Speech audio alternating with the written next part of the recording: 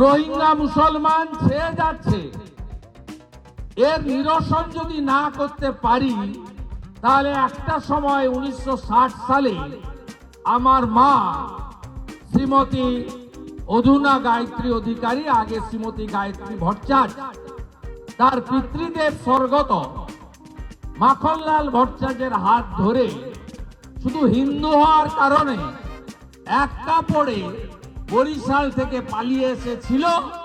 আর আমাদেরও যেদিকে যাচ্ছে 31 সালের পরে আমাদেরকেও পালানোর রাস্তা খুঁজতে হবে, জায়গা খুঁজতে হবে। ভাতা আসবে যাবে, আবাস হবে, আবার ভাঙবে গড়বে। এই বাড়িগুলো তৈরি করে রেখে যাচ্ছেন না, সব দখল করবে ওরা। দখল করেছে আফগানিস্তানে।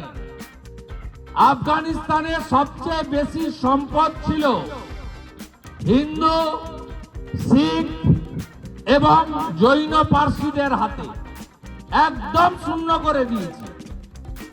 পাকিস্তানে 1% নিচে নামিয়ে দিয়েছে।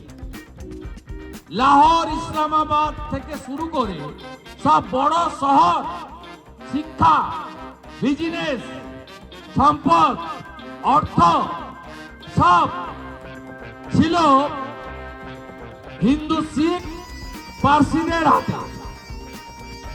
ঠিক একইভাবে বাংলাদেশ শূন্য করার কাজ চলছে। এপারের পশ্চিমবঙ্গে হিন্দুরা কি নির্ভয়ে বাবা সাহেব আম্বেদকরের দিয়ে যাওয়া যে ধর্মীয় স্বাধীনতা আপনি কি রক্ষা করতে পারছেন?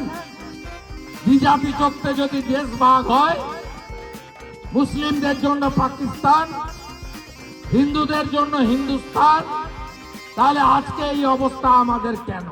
সেই রতন মজুমদারের নাম কি হলো জানেন? রতন মজুমদারের নাম হলো শেখ শফিউল্লাহ। পশ্চিমবঙ্গে 3টে জেলাতে মুসলিমরা মেজরিটি ছিল বা সংখ্যায় বেশি ছিল। একটা হলো উত্তর দিনাজপুর, আরেকটা মালদা, আর একটা মুর্শিদাবাদ। আজকে কি এমন হলো 9টা জেলাতে ডেমোগ্রাফি কেন বদলে গেল? এর কারণ হলো মোট সীমান্তের এলাকা মেঘালয়, মিজোরাম, আসাম, ত্রিপুরা, পশ্চিমবঙ্গ মিলে 4000 কিলোমিটার বাংলাদেশের সঙ্গে ভারতের বর্ডার। তার মধ্যে আমাদের কত? 2200 কিলোমিটার। এই রাজ্যের যে মুখ্যমন্ত্রী আছেন তিনি, তার আগে যে মুখ্যমন্ত্রীরা ছিলেন যারা ধর্মকে আফিং বলে এবং সেকুলারিজমের নামে প্রকাশ্য রাস্তায় বিকাশ ভট্টাচার্যরা গোমাংস খেয়ে নিজেদেরকে ধর্ম নিরপেক্ষতা প্রচার করে। আমি সিপিএম কে চ্যালেঞ্জ করতে পারি, আপনি মোহাম্মদ সেলিমকে দিয়ে আপনি অন্য মাংস খাইয়ে প্রমাণ করুন তো যে সিপিএম সত্যিকারে ধর্ম নিরপেক্ষতায় বিশ্বাস করে। তারা এবং বর্তমান সরকার 600 কিলোমিটার বেড়া দেওয়ার জন্য জমি দেয়নি। তাই পশ্চিমবঙ্গের উত্তর 24 পরগনা, দক্ষিণ 24 পরগনা, নদিয়া, বীরভূম, পূর্ব বর্ধমান, হাওড়া সহ আরো 6টি জেলায় সামগ্রিকভাবে ডেমোগ্রাফি পরিবর্তন হয়ে যাচ্ছে। আর গোটা ভারতে জঙ্গি সাপ্লাই দেওয়ার কাজ কে করছে?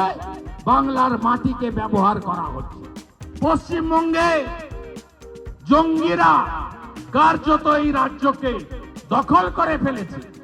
কিছুদিন আগে বারুইপুরে সেখানে লালটু শেখ, আব্দুল মান্নান ধরা পড়ল।